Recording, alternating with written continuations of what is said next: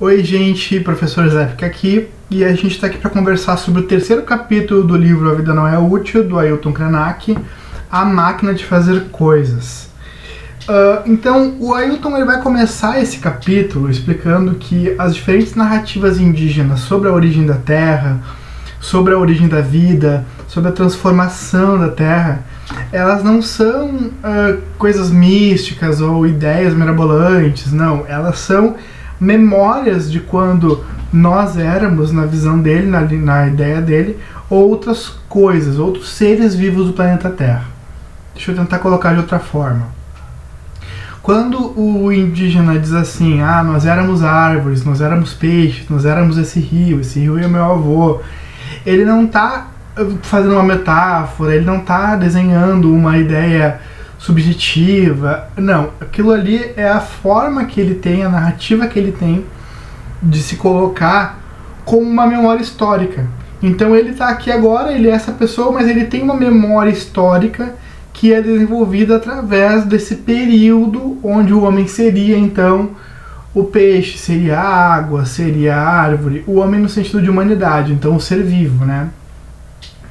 E aí tem um provérbio assim indígena, né, um provérbio das tribos, que dos povos originários na realidade, que é que somos uma nação que fica de pé.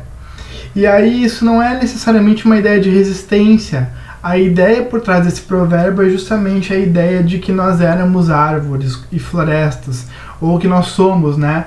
Porque o Ailton vai trazer a ideia de que nós temos os genes compartilhados, tanto com as florestas quanto com as árvores. Então, se nós temos esse gene compartilhado, se nós, de certa forma, somos parte das árvores e da floresta, qual é a nossa grande dificuldade em proteger a floresta, né? Por que nós temos essa dificuldade?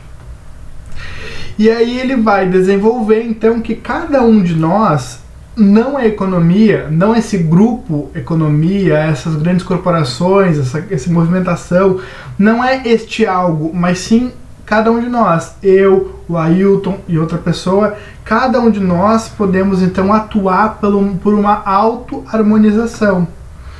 Essa auto-harmonização seria então essa luta contra o desmatamento, mas não no sentido corporativo, não no sentido de algo, né, de uma corporação, ele até traz o exemplo de que a luta contra o desmatamento promovida por várias instituições, como o Banco Mundial, a ONU, enfim, se mostrou ineficaz.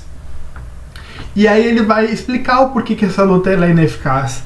Porque as únicas florestas que a gente efetivamente planta, né, consegue ter uma plantação, assim, uma plantação que tem uma competência e um volume suficiente para que se reconstrua algo, elas acabam sendo de curta duração, de curta vida, né? Vão durar entre 6 e 8 anos, porque é o período que precisa para ir lá e cortar e produzir celulose.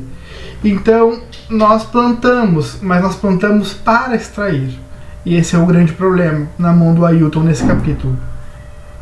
Aí ele traz uma ideia de que se a temperatura da Terra, a gente segue fazendo o que faz, e aumenta em 1,5 graus a Terra inteira, vão ter espécies que vão entrar em extinção antes da gente.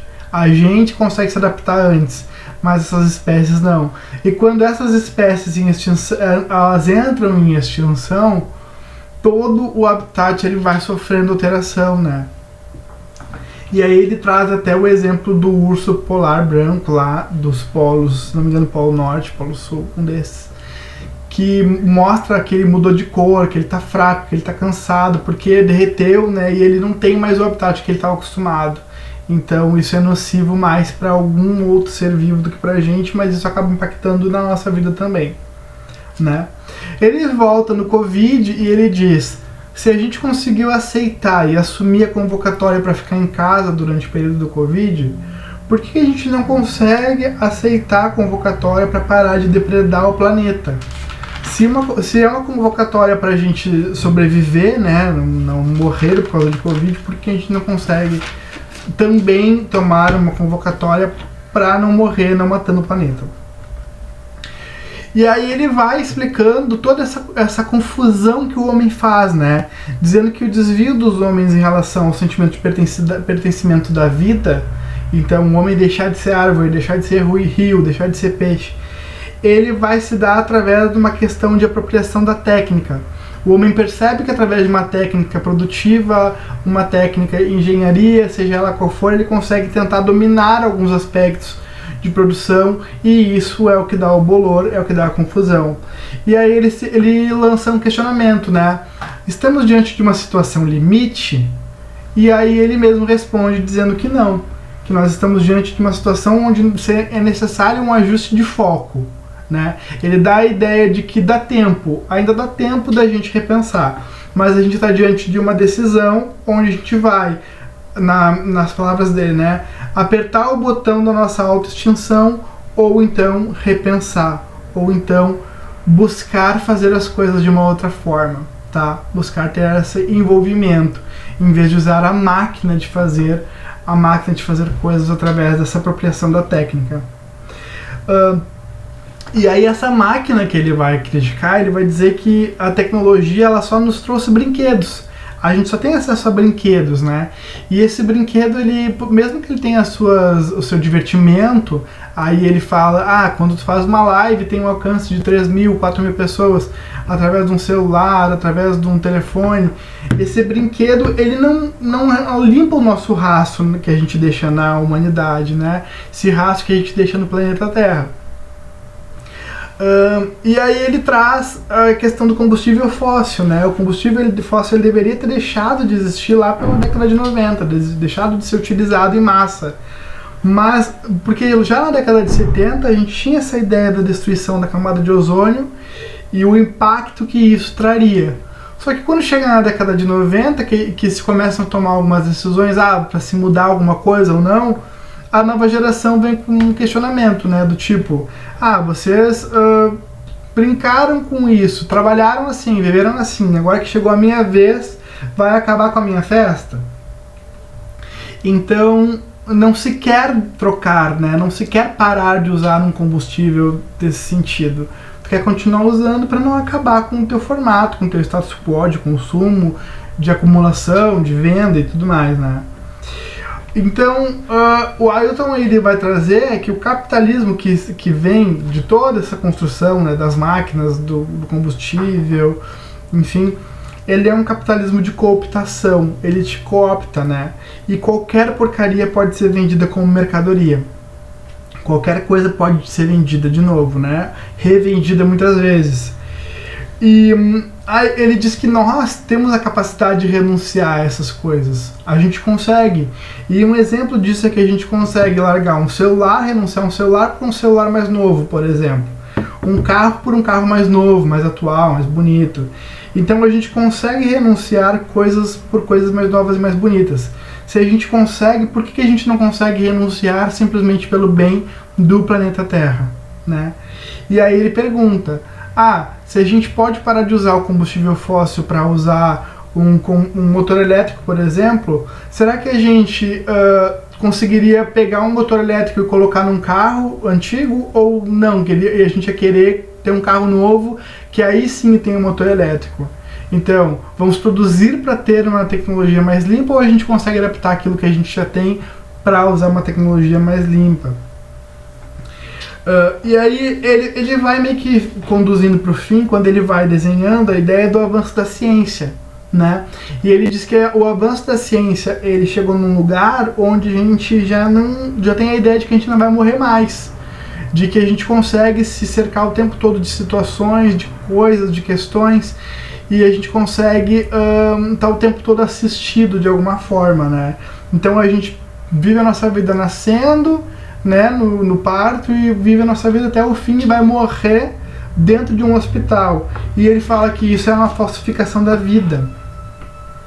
A gente não está vivendo, isso é uma falsificação, é algo que a gente inventou. Ele volta no Covid e fala que se o Covid tem essa impressão de estar comendo o mundo, mais prejudicial seríamos nós, enquanto seres humanos, porque a gente devora o mundo.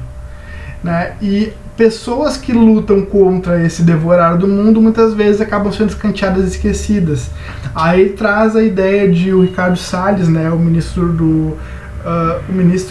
até anotei aqui, ministro do Meio Ambiente do Bolsonaro até 2021, dizer que não sabia quem foi o Chico Mendes. Chico Mendes, né, que era sindicalista, ele lutou totalmente aí pela questão da preservação das seringueiras e tudo mais. E aí ele diz, pô, como é que o ministro do Meio Ambiente não sabe quem foi o Chico Mendes? Não tá nem aí, né? E aí, então pessoas que lutam já não se tornam importantes. As pessoas importantes são as pessoas que de alguma forma estão depredando, né?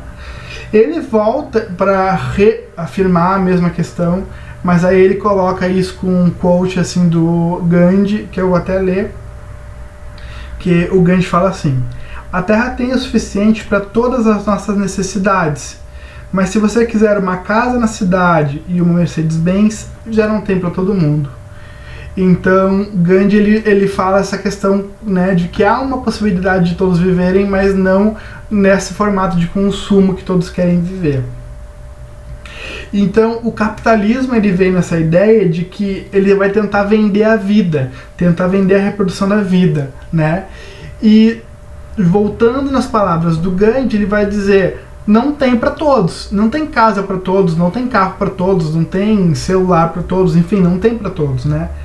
Se não tem para todos, vai acabar que não vai ter vida para todos. Essa venda da vida que o capitalismo faz. E aí então os grandes conglomerados vão dizer assim: se não dá para vender para todos, se não dá para ter para todos, vende só para os consumidores. Então só o consumidor vai ter acesso às coisas que ele quer e à vida. É um pouco pesada essa crítica do Krenak, mas eu acho que ela é muito pertinente, né? Me lembrou do livro do George Orwell, Na Pior em Paris e Londres, onde ele conta que o mendigo ele não tem nem a possibilidade de sentar, né? Porque tu fica caminhando durante o dia e aí para tu sentar em qualquer espaço público tu tem que consumir alguma coisa. E se o mendigo não tem o dinheiro, ele não consome, ele não senta. Então ele precisa ficar andando pela rua até chegar a hora do albergue. E casou muito com essa ideia de vende só por consumidor, né? O Krenak vai dizer também que o colonialismo está impregnado na cabeça de todo governante, de todo político, de toda pessoa que chega dizendo que vai lutar pelo bem, pelo meio ambiente. Essa pessoa ela já chega impregnada de colonialismo, porque ela está a serviço dessa invasão que nós estamos fazendo do planeta Terra, né? Volta naquela ideia de que o governo não é governo pelo povo, sim governo pelas grandes corporações.